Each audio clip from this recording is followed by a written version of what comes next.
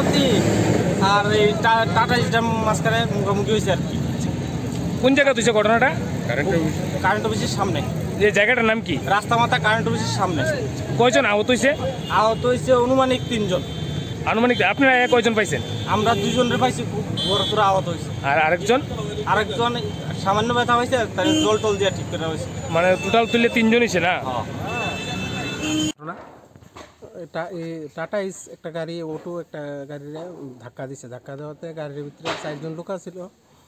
4 জন থেকে 3 জনের কন্ডিশন খুব খারাপ, তারা হাফানিয়া হসপিটালে রেফার করা হয়েছে। কোন জায়গা তুইছে ঘটনাটা? কেনানিয়া বাজারের সামনে একটু কাছে। আচ্ছা, তারা 4 জনের নামটাম জানো? একজনের নাম হচ্ছে রঞ্জিত সেন, হ্যাঁ। আরেকজনের নাম হচ্ছে সুব্রত পাল। হ্যাঁ।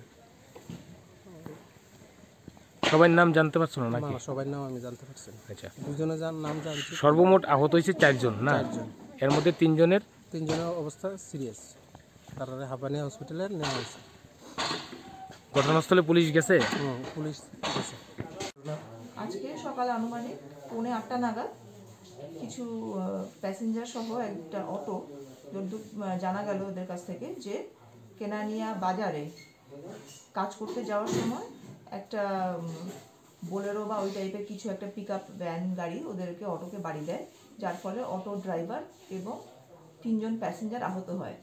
এর মধ্যে 2 জন প্যাসেঞ্জারের অবস্থা সিরিয়াস। তো আমরা 3 জন প্যাসেঞ্জারকেই রেফার করে দিয়েছি টিএমসিতে ফর বেটার ট্রিটমেন্ট। 2 জন প্যাসেঞ্জারের হেড ইঞ্জুরিও আছে, একজনের পায়ে ফ্র্যাকচার আছে। তো একজনকে আমাদের অ্যাম্বুলেন্সে এবং আরেকজনকে 102 দিয়ে রেফার করা হয়েছে। ড্রাইভারের চিকিৎসা এখানে চলছে, প্রয়োজনে ওনাকেও আমরা রেফার করে দেবো। সর্বমোট টোটাল কয়জন? 4 জন আহত হয়েছে। 3 জনের অবস্থা খুবই আশঙ্কাজনক। তার মধ্যে 2 জনের অবস্থা আশঙ্কাজনক, আর একজন অলরেডি গেছে টিএমসিতে। তো কারণ এখানে ফার্দার এক্সরে বা সোনোগ্রাফি বা সিটি স্ক্যান করার ফেসিলিটির জন্য, এবং ড্রাইভারকে ড্রেসিংয়ের পরে আমরা পাঠাবো। আচ্ছা ম্যাডাম, কোন হাসপাতাল থেকে তাদেরকে রেফার করানো হচ্ছে? তাদেরকে মধুপুর পিএসসি থেকে রেফার করা হচ্ছে।